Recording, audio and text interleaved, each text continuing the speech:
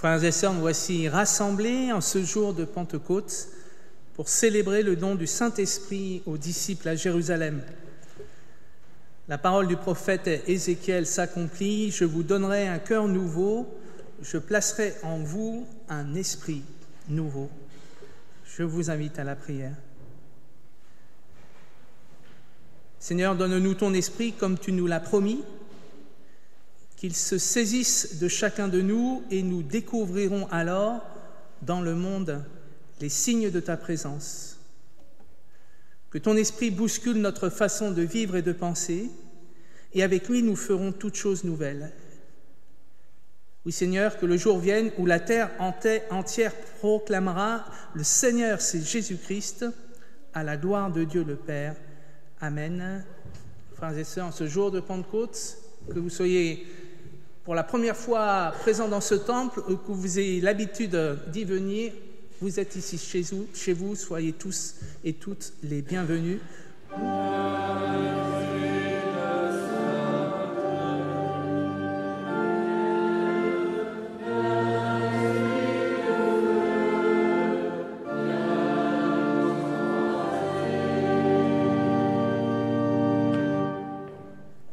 Dieu, notre Père, c'est de toi que vient toute vie.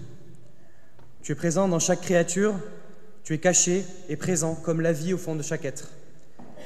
Dieu, notre Père, si tu te retires, nous périssons. Si tu retires ton esprit, nous ne sommes plus que des cymbales retentissantes et des coques vides. Si tu te retires, notre vie n'est plus qu'une somme de devoirs, et ça, ce n'est plus vivre. Mais si tu renouvelles ton amour, nous pouvons aimer à nouveau. Si tu envoies ton esprit, nous pouvons te reconnaître en tous nos frères et nos sœurs. Si par le Christ tu es vivant en nous, nous sommes vivants en toi. Que l'Éternel se réjouisse de ses œuvres. Je me réjouirai dans le Seigneur.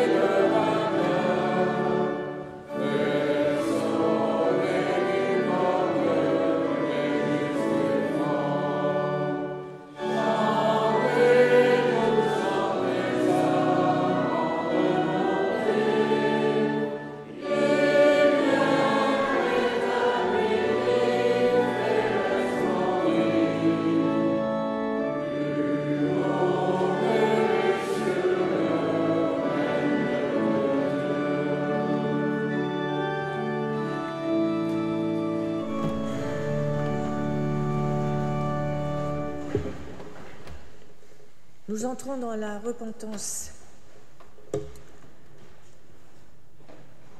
Dieu notre Père, au jour du désert intérieur, lorsque les mots sonnent creux et que tout manque de relief, quand notre cœur nous accuse, enracine en nous un esprit nouveau. Au jour de lassitude où nous sommes épuisés par ce que nous vivons, et plus encore par ce que nous ne vivons pas. Quand notre cœur nous accuse, enracine en nous un esprit nouveau. Au jour de solitude, lorsque le chemin vers les autres semble interminable ou barré, quand notre cœur nous accuse, enracine en nous un esprit nouveau. Au jour de maladie, lorsque notre corps se dérobe et que nous demandons pourquoi, quand notre cœur nous accuse, enracine en nous un esprit nouveau. Au jour de déchirement, lorsque les eaux troubles de la culpabilité font des vagues en nous, quand notre cœur nous accuse, enracine en nous un esprit nouveau. Au jour de désespérance, lorsque doutant de toi et de nous-mêmes, nous retrouvons nos vieilles ornières, quand notre cœur nous accuse, enracine en nous un esprit nouveau. Dieu plus grand que nous, notre cœur, emmène-nous sur les ailes de ta tendresse. Il est temps de respirer plus large, au rythme de ton esprit.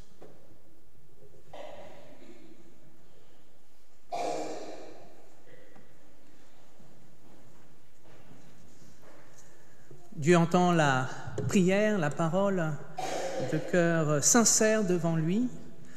Il a entendu notre prière et j'ai la grâce de pouvoir annoncer la bonne nouvelle de l'Évangile, ce pardon que Dieu veut poser au cœur de chacune de notre vie. Quand notre cœur nous condamne, Dieu est plus grand que notre cœur. Quand notre intelligence nous éloigne de Dieu, Dieu est plus grand que notre intelligence. Nous pouvons écouter la parole de l'apôtre Paul qui nous dit « Elle est certainement digne de confiance, cette parole, et mérite d'être pleinement accueillie par tous. Christ Jésus est venu dans le monde pour accueillir les pécheurs, dont je suis le premier. » À chacun de nous, cette parole explicite le pardon de Dieu et ouvre une vie libre et responsable. Alors nous pouvons aller dans la paix du Christ. Assurés du pardon de Dieu, nous pouvons entendre sa volonté. Et je rappelle une autre parole de l'apôtre Paul, celle-ci, « Tout est permis, mais tout n'est pas utile. Tout m'est permis, mais je ne me laisserai pas dominer par quoi que ce soit. » Amen. Et nous nous levons pour chanter le prochain chant, « Viens, Esprit ».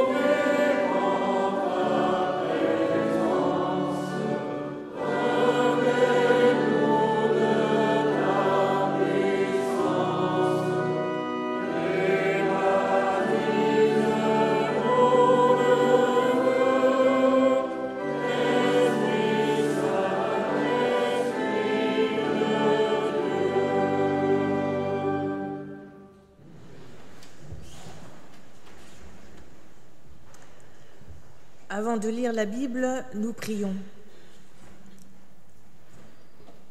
Seigneur, nous te prions de renouveler nos vies, de les rendre claires et belles sous la lumière de l'Évangile. Que ta parole nous atteigne au plus secret de nous-mêmes, que ton amour emporte nos volontés rebelles ou défaillantes, que ta joie nous attende au terme des chemins semés d'obstacles et bordés de merveilles, car tu es un Dieu de vie et tu prends soin de tes enfants. Nous lisons d'abord dans le livre des Actes, au chapitre 2, les versets 1 à 12.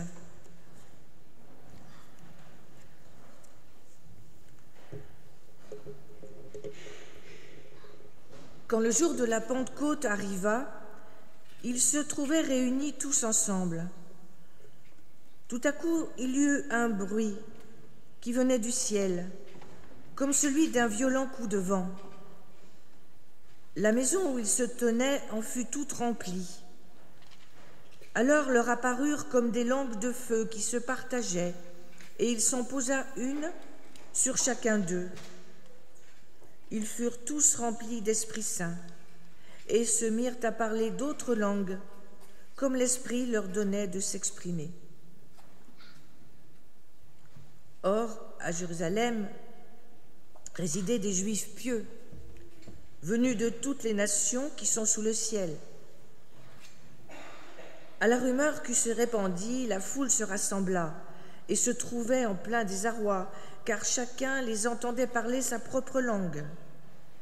Déconcertés, émerveillés, ils se disaient « Tous ces gens qui parlent ne sont-ils pas des Galiléens ? Comment se fait-il que chacun de nous les entende dans sa langue maternelle ?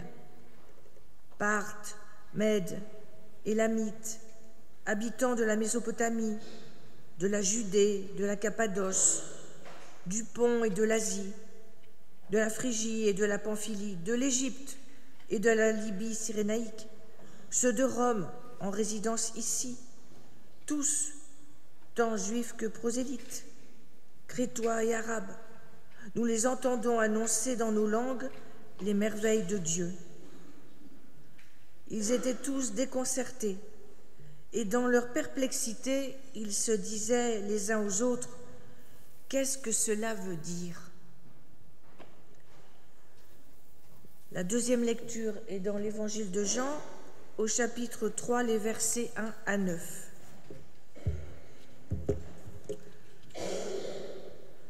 Or, il y avait parmi les pharisiens un homme du nom de Nicodème, un des notables juifs. Il vint de nuit trouver Jésus et lui dit « Rabbi, nous savons que tu es un maître qui vient de la part de Dieu, car personne ne peut opérer les signes que tu fais si Dieu n'est pas avec lui. » Jésus lui répondit « en vérité, je te le dis, à moins de naître de nouveau, nul ne peut voir le royaume de Dieu. » Nicodème lui dit « Comment un homme pourrait-il naître s'il est vieux? Pourrait-il entrer une seconde fois dans le sein de sa mère et naître ?» Jésus lui répondit « en vérité, je te le dis, nul, s'il ne naît d'eau et d'esprit, ne peut entrer dans le royaume de Dieu.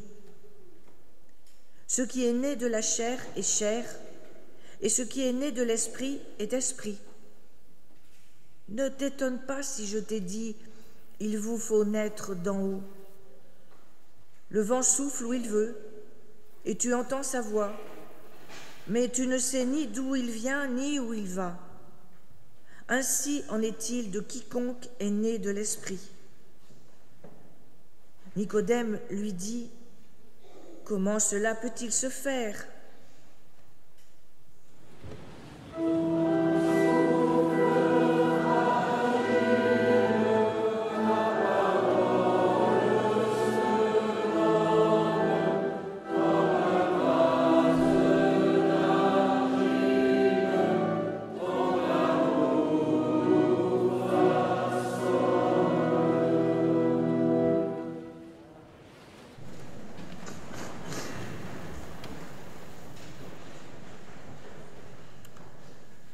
Seigneur, ta parole est la vérité, sanctifie-nous par cette vérité. Belle rencontre, comme souvent les rencontres sont belles entre Jésus et ceux et celles qu'il rencontre, moment de vérité où Jésus appelle ceux qu'il rencontre à se dévoiler finalement, à baisser la garde et à laisser entrevoir le fond de leurs pensées, le fond de leur cœur. Bien souvent dans les évangiles, on présente les pharisiens comme des gens cherchant à piéger Jésus, mais vous l'avez entendu, cette fois-ci non, Nicodème, maître de la loi, vient rencontrer Jésus de nuit, parce que d'habitude, les joutes théologiques, les joutes bibliques, les joutes philosophiques ont lieu de nuit. Ce n'est pas pour se cacher, c'est parce que c'était le temps de la joute, le temps de la nuit, et parce que la nuit laissait la possibilité de jouter pendant des heures. Ce jour-là, je le crois, Nicodème vient vraiment pour entendre une parole de vérité de la part de celui qu'il considère comme un maître de la loi. Nous reconnaissons, parole de Nicodème, nous reconnaissons que tu es un maître de la loi parce que ce que tu fais, nul autre ne peut le faire si Dieu n'est pas avec lui. Belle confession de foi de la part de Nicodème. Dieu est avec Jésus. Vous l'avez entendu, peut-être que le narrateur, l'évangéliste Jean, raccourcit un peu l'entrevue. Jésus va droit au but et met mal à l'aise Nicodème, le pousse dans ses retranchements avec deux aphorismes. Nul ne peut entrer dans le royaume des cieux s'il ne naît d'eau et d'esprit. Nul ne peut entrer dans le royaume des cieux s'il ne naît de nouveau. Mais une autre traduction est possible que je préfère cette fois-ci ce matin, s'il ne naît d'en haut, anothène en grec qui peut signifier naître de nouveau ou naître d'en haut. Et la ligne directrice de ma prédication ce matin est celle-ci, c'est qu'à Pentecôte, nous fêtons ce moment où il est possible pour des individus de naître d'en haut par le souffle de l'Esprit et où il est possible aussi à l'Église naissante, l'Église qui va littéralement naître à Jérusalem ce jour-là, par le don de l'Esprit. Il est possible aussi à l'Église, à Jérusalem ce jour-là, et à l'Église aujourd'hui du Christ, de naître d'en haut, de naître du souffle de l'Esprit Saint. Quiconque ne naît d'eau et d'esprit, quiconque, je le reformule d'une autre manière, mais je pense qu'il s'agit de la même chose, quiconque n'est baptisé d'eau et d'esprit ne peut entrer dans le royaume des cieux, ne peut voir le royaume des cieux. Qu'est-ce que d'être baptisé d'eau? Valentin nous l'a rappelé ce matin. Être baptisé d'eau, c'est demander à Dieu de recevoir le don de la grâce. C'est une confession de foi où l'être humain chemine vers Dieu pour recevoir de lui parole de grâce, parole de paix. Dans ce baptême d'eau, il y a donc tout un cheminement de l'ordre du libre arbitre. Personne n'est obligé de se faire baptiser dans notre société. Personne n'est obligé de se faire baptiser dans le monde. En tout cas, je ne le crois pas. Le baptême est de l'ordre d'un libre arbitre, d'un cheminement personnel. Et il me semble entendre, je le pense vous avec moi ce matin, que Jésus réaffirme cette nécessité, cet appel à être baptisé. Oui, il est bon encore aujourd'hui dans notre monde, de moins en moins spirituel, de recevoir le baptême d'eau. Il est bon que notre cheminement personnel, il est bon que Valentin ce matin ait reçu, après un cheminement spirituel et singulier, le baptême qui lui signifie que l'Église du Christ le reconnaît comme un frère de foi, que, au-delà que l'Église de Christ, que Dieu l'accueille et le reconnaît comme un frère de foi.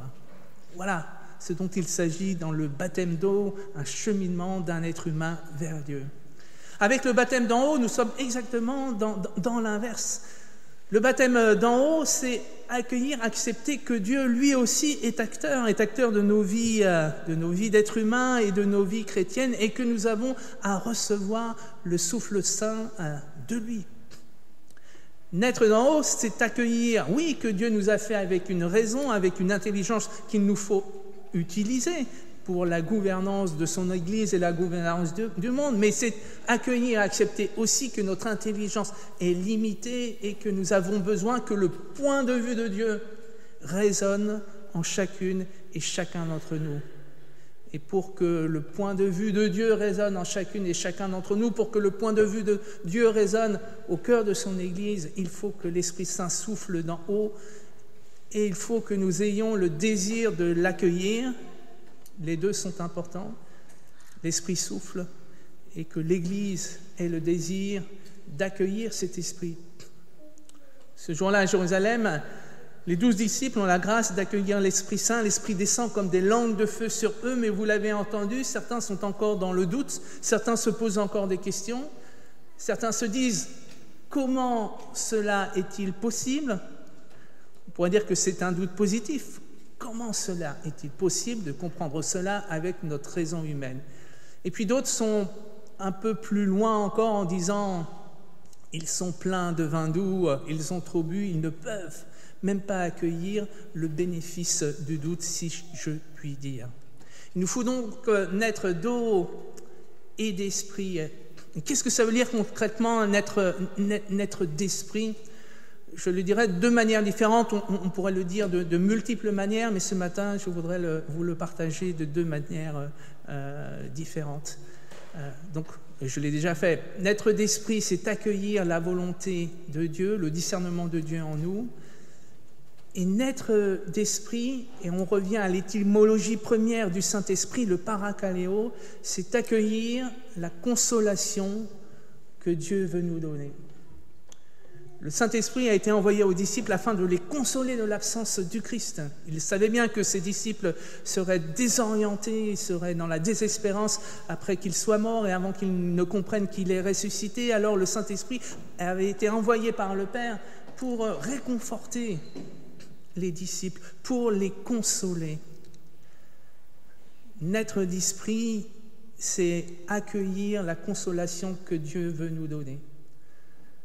Je crois que si nous sommes honnêtes avec nous-mêmes, nous avons tous besoin d'être consolés de deuil, de doute, consolés du chemin que prend notre monde, chemin de violence, consolés bien évidemment du fait que nous ne sommes pas l'homme ou la femme que nous souhaiterions être, même quand nous avons confié notre vie en Jésus-Christ.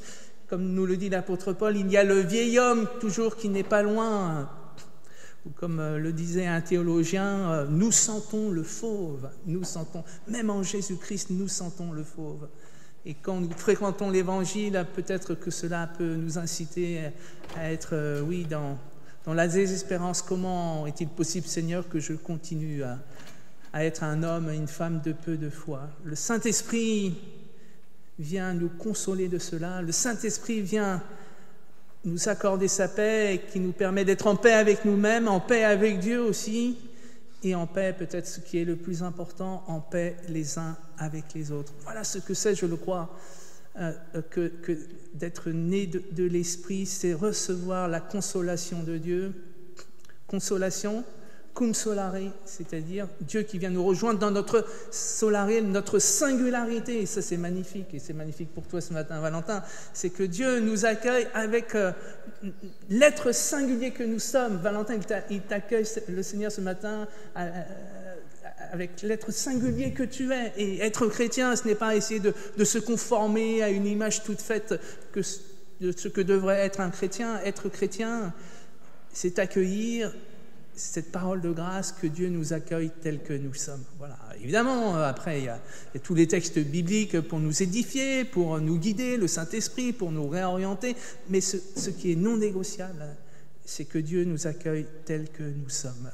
Naître d'en haut, si nous naissons d'en haut, alors nous avons cette belle promesse que nous allons voir le royaume des cieux en tant qu'être humain individuel. Mais ce qui est beau ce jour-là, le jour de Pentecôte, c'est que ce n'est pas simplement des individus qui naissent d'en haut, mais c'est l'Église qui commence à se constituer grâce au début du témoignage de ceux et celles qui ont rencontré le Christ ressuscité. C'est toute l'Église qui commence à naître d'en haut. Et trois caractéristiques nous permettent de constater que cette Église est née d'en haut, et peut-être trois caractéristiques aussi qui nous permettent aujourd'hui de dire que l'Esprit Saint continue à souffler au cœur de son Église.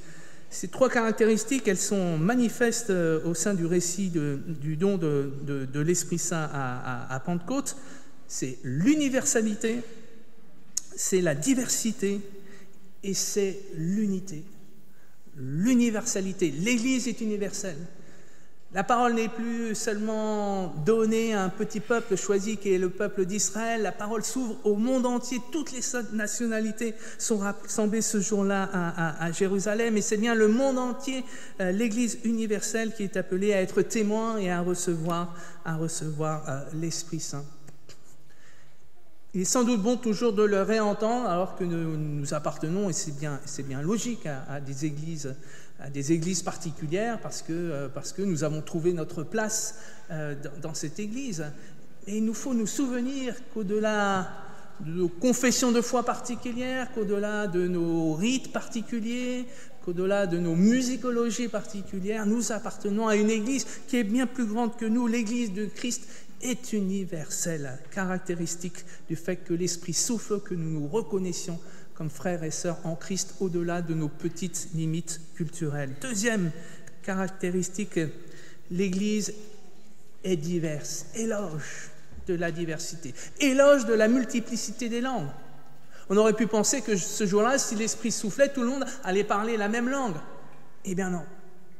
Tout le monde continue à parler sa langue maternelle. Dieu accueille la singularité de chaque individu. Dieu accueille la singularité de chaque peuple. Dieu accueille la singularité de chaque Église. Chacun parle dans son propre langage, dans sa propre culture, mais tous peuvent se comprendre. Le miracle de la compréhension, le miracle de la diversité, mais qui permet la compréhension mutuelle. Tous parlent dans leur langue maternelle, mais tous entendent le même évangile. Et enfin, bien sûr, éloge de l'unité. Je n'avais pas prêté attention si fortement précédemment, mais tout de même, le texte précise qu'ils étaient tous unis au même endroit. Là aussi, on aurait pu penser que Dieu décide de souffler son esprit là où les gens étaient, dans leur pays, dans leur culture, dans leur synagogue, etc. Non, Dieu décide de souffler son esprit alors que son peuple, une grande partie de son peuple est réunie ce jour-là à Jérusalem pour une grande fête. Et j'y vois, pour nous, rassemblés ici dans cette église ce matin, l'éloge du rassemblement, l'éloge de l'église. Quand l'église est rassemblée, quand l'église est unie, alors l'Esprit Saint peut souffler. Alors ne manquons pas, frères et sœurs, de nous rassembler en église, ne manquons pas de faire église, parce qu'alors nous avons sans doute l'espérance que l'Esprit Saint va souffler. La conséquence du fait que l'église naisse d'en haut, que les individus naissent d'en haut, et j'en terminerai par là, la conséquence immédiate de cela est que l'évangile est annoncé. L'Esprit souffle, l'évangile est annoncé et l'Esprit souffle, l'un et l'autre vont dans les deux sens. Et si on relit le livre des Actes des Apôtres qui nous raconte le début de cette église avec la prédication des premiers apôtres, il est très intéressant de constater que le plus grand acteur finalement de ces récits des Actes des Apôtres, c'est le Saint-Esprit. Et cela nous est conforté par le fait que le mot « esprit » est utilisé le plus de fois dans le livre des Actes des Apôtres. Il est utilisé 69 fois. Donc le livre des Apôtres, c'est bien le livre où l'Esprit Saint est convoqué, où l'Esprit Saint souffle. Le deuxième livre où est convoqué le plus l'Esprit Saint, c'est l'Épître aux Corinthiens, 36 fois. Vous voyez, 69 fois pour les Actes, 36 fois simplement pour un Corinthien. Et je me suis posé la question, pourquoi l'Esprit est convoqué dans 1 Corinthien ? Alors, il y a deux manières de répondre à cette question. Soit c'est parce que les Corinthiens avaient beaucoup d'esprit, soit c'est parce que les Corinthiens, vous riez, avaient pas beaucoup d'esprit, en tout cas pas l'esprit que le Christ attendait d'eux. Et quand même, le troisième texte, et ça c'est très beau, parce que texte de l'Ancien Testament, et cela nous confirme aussi que l'Esprit Saint soufflait au début de la création, Père, Fils et Esprit. Troisième livre biblique qui convoque le plus l'Esprit, c'est le prophète Ézéchiel. C'est pas un hasard si j'ai commencé ce culte par une parole d'Ézéchiel. Donc, prophète de l'Ancien Testament. Et là, Ézéchiel cite 26 fois le mot Saint-Esprit. Le propre de l'Esprit est de nous consoler, le propre de l'Esprit est de faire entendre en nous la volonté, le discernement de Dieu. Le propre de l'Esprit Saint est d'envoyer son Église en mission. La semaine dernière, ou il y a 2 semaines, il y avait le Conseil national de notre Église, donc qui se réunit une fois par an et qui a pris des grandes orientations pour l'Église pour les années à venir. Ça fait 3 ans où on est en réflexion pour savoir quel est le sens de la mission de l'Église, quels outils, quels mystères l'Église a besoin pour cette mission. Et ce texte a réaffirmé de manière très très précise que notre Église avait vocation à être missionnaire, voire même que toute activité devrait être pensée, réfléchie, afin qu'elle soit missionnaire, afin qu'elle puisse témoigner que Jésus-Christ est le Seigneur. Et évidemment, je me réjouis de cela. Quiconque ne naît d'en haut ne pourra voir le royaume des cieux. Cette parole nous fait découvrir Dieu sous la forme d'une sage-femme ou d'un sage-homme, un Dieu qui accouche nos esprits, un Dieu qui nous fait naître d'en haut, un Dieu qui nous console, un Dieu qui nous envoie en mission en ce jour de Pentecôte, que chacun de nous puisse naître d'en haut. Amen.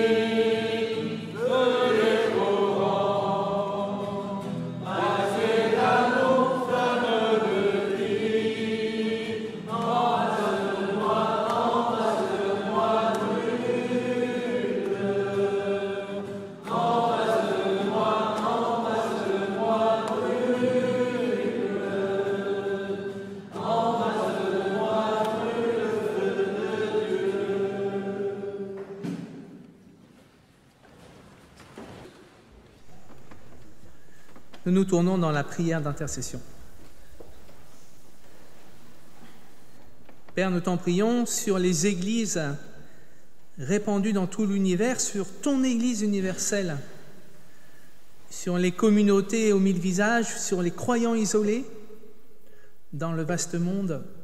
Envoie ton Esprit Saint. Sur les responsables des églises, sur les évêques, les présidents, les prêtres, les pasteurs, sur les diacres, sur les missionnaires, sur tous ceux qui exercent un ministère, envoie ton Esprit Saint. Sur ceux qui annoncent l'Évangile, sur ceux qui écoutent l'Évangile, sur ceux qui sont libérés par ce pardon qui jaillit de l'Évangile, comme sur ceux que leurs fautes retiennent encore liés. Seigneur, souffle ton Esprit. Sur ceux qui doutent, qui disent « Comment cela est-il possible ?»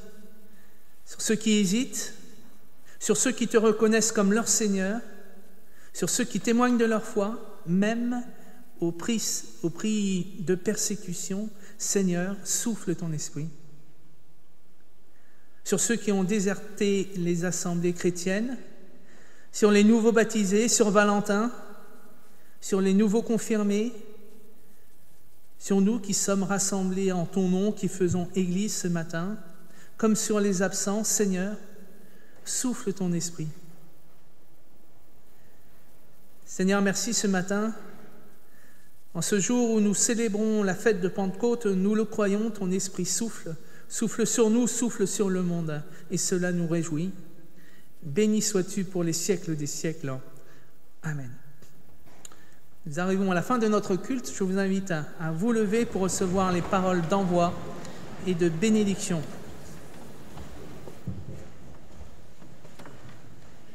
Prenez le temps de jouer, c'est le secret d'un cœur d'enfant. Prenez le temps de rire, c'est une gorgée d'eau fraîche. Prenez le temps de donner, c'est du pain pour l'infamé. Prenez le temps d'aimer et d'être aimé, c'est une grâce de Dieu.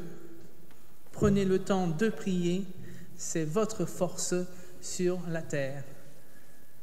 Allez avec la grâce qui vous est donnée, allez avec le souffle de l'Esprit qui vous envoie pour témoigner de ce que vous avez entendu, pour partager votre joie et votre paix.